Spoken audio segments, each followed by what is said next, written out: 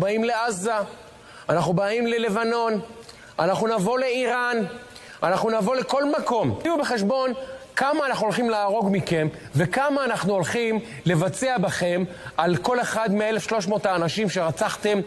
לא ראיתם מספרים כאלה בדברי ימי האומה הערבית. אני מעדכן אתכם שזה בא. למקרה שאתם מבולבלים, אני מעדכן אתכם שזה בא. מספרים שלא דמיינתם שאפשר בכלל להגיע אליהם. ואנחנו מוכנים להיכנס לבידוד בינלאומי, ומוכנים להריב עם ארצות הברית, ומוכנים להריב עם כל העולם ואחותו. כמה שנצטרך עד שכולכם, כולל כל התומכים שלכם, תעלו לפגוש את אללה, אנחנו נהרוג.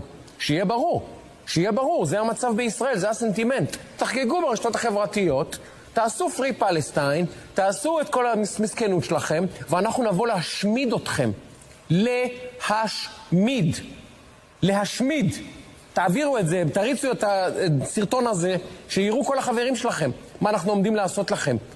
כל יום.